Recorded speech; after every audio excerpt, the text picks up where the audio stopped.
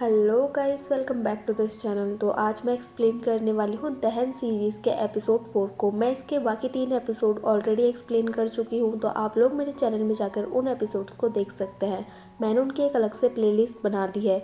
तो चलिए एक्सप्लेनेशन को स्टार्ट करते हैं। इस एपिसोड की स्टार्टिंग में हमें मंगल को दिखाया जाता है, जो कि उस जगह पर आ जाता है जहाँ पर बाकी सारे मजदूर होते हैं। अब वो उस रूम में चले जाता है जहाँ पर के राम का भाई होता है। मंगल के फेस पे बहुत ही अजीब से निशानों को दिखाया जाता है, जो कि देखने में बहुत ही क्रीपी लग रहे होते हैं। इसके बाद हमें दिखाया जाता है कि जो राम का भाई होता है वो मंगल को ही जिम्मेदार समझ रहा होता है राम की मौत के लिए, और वो उसको बहुत ज़्यादा उल्टा सीधा बोलता है और भला बुरा कहता है। और यहाँ पर वो उसके साथ हाथापाई करने के लिए लग जाता है। अब वो उसको मारने के लिए एक उसरा टाइप का उठाता है और वो उसको मार ही रहा होता है कि तभी दिखाया जाता है जो मंगल होता है वो उसके भाई को ही मार डालता है, और उसका हाथ और पैर अलग अलग जगहों पे पड़े होते हैं और उसकी बहुत ही बुरी मौत हुई होती है और पूरे रूम पर खून ही खून होता है। इसके बाद हमें स्वरूप को दिखाया जाता है, जो कि एक रूम में जाकर दरवाजे को बंद कर लेता है, और वहाँ पर ही भैरव सिंह भी आ रहा होता है। जैसे ही भैरव सिंह उस रूम में आता है वहाँ पर स्वरूप उसको नहीं मिलता और एक लोटे पर खून लगा होता है और पूरा रूम बिखरा हुआ होता है। इसके बाद हमें स्वरूप को दिखाया जाता है, जो कि एक पोटली लेकर कहीं पर भाग रहा होता है। तभी यहाँ पर कुछ लोग आते हैं और उसको पकड़कर मुखिया के पास ले जाते हैं, और प्रमुख उसको बताता है कि वो गाँव छोड़कर जा रहा था। यहाँ पर जो मुखिया होता है उसको भी पता होता है कि शिला स्थल पर दरार आ गई है। तभी यहाँ पर भैरव आता है और वो स्वरूप को अपने साथ ले जाता है। यहाँ पर हमें दिखाया जाता है मुखिया और भैरव के बीच कोई रिलेशन होता है। इसके बाद हमें अवनी को दिखाया जाता है, जो कि अपने बॉस से बात कर रही होती है, और वो कहती है कि वो इन्वेस्टिगेशन की सारी पावर अपने हाथों में चाहती है। इसके बाद स्वरूप को जेल में दिखाया जाता है, और वहाँ पर जो भैरव होता है वो उससे क्वेश्चन पूछता है कि वो जंगल में आधी रात को क्या कर रहा था। तब वो उसको बताता है कि वो उत्तर दिशा की ओर जा रहा था,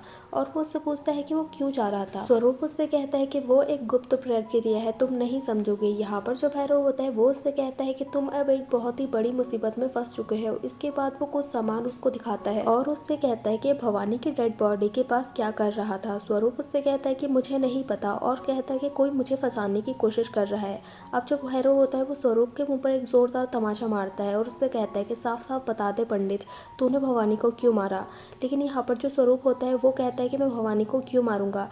तभी यहाँ पर अवनी आ जाती है और जो भैरव होता है वो यहाँ से बाहर निकल जाता है। इसके बाद हमें उन्हीं सब बच्चों को दिखाया जाता है और वो गुफा के अंदर आ जाते हैं। यहाँ पर जो दिनेश होता है वो दीवार के ऊपर हाथ लगाता है और वो एक ऐसे पॉइंट को टच करता है जिससे कि एक सीक्रेट डोर ओपन होता है, और जो रानी होती है वो उस दरवाजे के अंदर चले जाती है। अब ये सभी लोग ढूंढना स्टार्ट कर देते हैं कि आखिर ऐसा कैसे हुआ। अब वो डोर वापस से ओपन होता है और वहाँ पर अने भी चले जाता है। अब अने अंदर आकर नोटिस करता है कि बाहर जाने का भी कोई रास्ता होगा।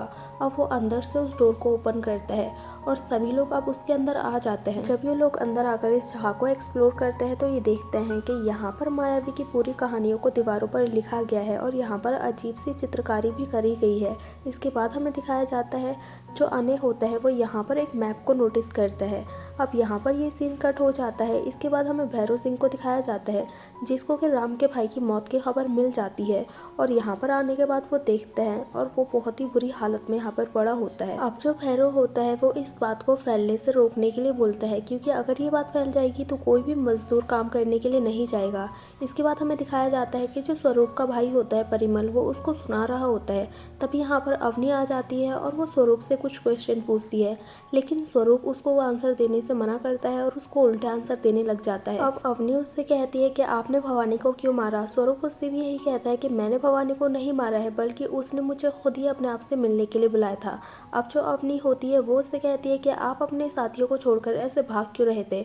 तो स्वरूप जो होता है वो उससे कहता है कि सब लोग भाग ही रहे हैं, कोई अपने पास से भाग रहा है, कोई अपने फ्यूचर से भाग रहा है, और कोई अपने प्रेजेंट से भाग रहा है। जो अवनी होती है वो पास्ट की बात सुनकर थोड़ा अजीब रिएक्ट करने लग जाती है और उसको वापस से अजीब फील होने लग जाता है। अब जब अवनी यहाँ से जा रही होती है तो स्वरूप कहता है कि प्रलय आने वाला है। इसके बाद हमें दिखाया जाता है कि अवनी सचेत और परिमल के साथ कार में जा रही होती है, तो वो कहती है कि अब जब प्रमुख चेंज होंगे तो आप दोनों में से ही कोई प्रमुख बनेगा, क्योंकि आप उनके परिवार के हैं। लेकिन जो सचेत होता है वो प्रमुख बनने से मना कर देता है, क्योंकि उसके फादर की डेथ भी उसी वजह से हुई होती है। अब जो अवनी होती है वो पूछताछ करने के लिए भवानी के घर जाती है और उसकी वाइफ से पूछताछ करती है। यहाँ पर वो बताती है कि स्वरूप उस दिन मिलने के लिए आए तो थे भवानी से, लेकिन वो भवानी से मिल नहीं पाए थे और तभी वापस चले गए थे।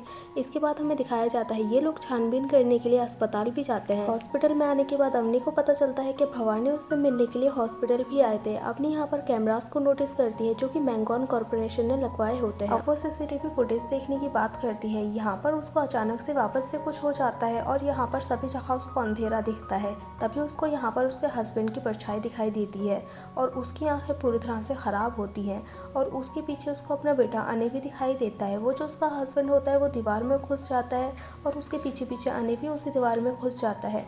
जो अवनी होती है वो उस दीवार के पास आकर अपना सिर उस दीवार पर रखकर बोल रही होती है कि अने वापस आ जाओ। तभी यहाँ पर परिमल आता है और उससे पूछता है कि मैम क्या हुआ। अवनी उससे कहती है कि कुछ नहीं। इसके बाद हमें अने को दिखाया जाता है जो कि रानी से रिक्वेस्ट कर रहा होता है कि वो उसको स्वरूप से मिलवा दे। इसके बाद हमें भैरव सिंह को दिखाया जाता है जो कि यहाँ पर छानबीन करने के लिए आया होता है। अब वो अपने भाई को कॉल लगाता है और उससे कहता है कि आप जो मुझे बचपन में कहानियाँ सुनाते थे क्या वो सच है, और उसका भाई कहता है कि हाँ वो सच है। इसके बाद हमें अवनी को दिखाया जाता है जो कि सीसीटीवी फुटेज देख रही होती है। यहाँ पर वो मंगल को भी नोटिस करती है और उसको देखने के बाद वो हैरान रह जाती है। इसके बाद जो अवनी होती है वो सचेत के पास जाती है और उससे कहती है कि माइन जाकर मंगल की पूरी हिस्ट्री निकालो, और उससे कहती है शायद वो प्राइम सस्पेक्ट है। तो यहाँ पर जो सचेत होता है वो उससे कहता है कि तुम मेरे काकू सा निर्दोष है। अब हमें उन बच्चों को दिखाया जाता है जो कि गुफाओं में बैठकर ये बहस कर रहे होते हैं कि आखिर खजाना कहाँ पर है। अब हमें अने को दिखाया जाता है जो कि यहाँ पर कुछ नोटिस करता है और वो उसको रिपीट करता है। अब वो सभी लड़कों से बोलता है कि तुम इसके चारों तरफ खड़े हो जाओ और इस पर सुसु करो। अब जब वो ऐसा करते हैं तो वो ग्लो करने लग जाता है और तभी यहाँ पर एक डोर ओपन होता है। अब माहिन सब लोगों से कहता है कि हम लोग बाहर जाकर परिमल के आने का वेट करेंगे, लेकिन जो अने होता है वो अंदर जाने की जिद कर रहा होता है। अब इन दोनों में बहस होना स्टार्ट हो जाती है। तभी रानी यहाँ पर आती है और वो अने को अपने साथ लेकर यहाँ से चले जाती है और वो उससे कहती है कि अगर तू स्वरूप से मिलना चाहता है तो तुझे मिलवाने के 5,000 रुपये लगेंगे, और अने भी मान जाता है। अब मंगल उस जगह पर पहुँच जाता है जहाँ पर सभी लोग खाना खा रहे होते हैं। उसके आने के बाद यहाँ पर हड़कंप मच जाता है और वो सभी लोगों को मारना स्टार्ट कर देता है। यहाँ पर परिमल भी होता है। मंगल परिमल के ऊपर हमला कर देता है। जो परिमल होता है वो उसको किसी तरह से ट्रैप में फंसा लेता है। यहाँ पर अवनी आ जाती है, भैरव आ जाता है और ये सभी लोग मिलकर मंगल को पकड़ लेते हैं। इसके बाद हमें दिखाया जाता है रानी और अने पुलिस स्टेशन में पहुंच जाते हैं और अने स्वरूप से बात करता है, लेकिन स्वरूप अने से कहता है कि भाग जाए यहाँ से। अब मंगल को लेकर ये लोग पुलिस स्टेशन में पहुंच जाते हैं और रानी और अने यहीं पर फंस जाते हैं। अब जो मंगल होता है वो बहुत ही अजीब बिहेव कर रहा होता है, तो जो स्वरूप होता है उसको उससे डर लग रही होती है। इसके बाद हमें अवनी को दिखाया जाता है जो कि अपने बेटे के डॉक्टर से बात कर रही होती है। बात करते करते वो मिरर में देखती है तो उसको अपनी अजीब सी शैडो दिखाई देती है। इसके बाद हमें पुलिस स्टेशन का सीन दिखाया जाता है जहाँ पर जो एक पुलिस वाला होता है उसकी बॉडी पर बहुत ही अजीब से निशान बनने स्टार्ट हो जाते हैं और वो वापस से पागलों की तरह हरकतें करने लग जाता है।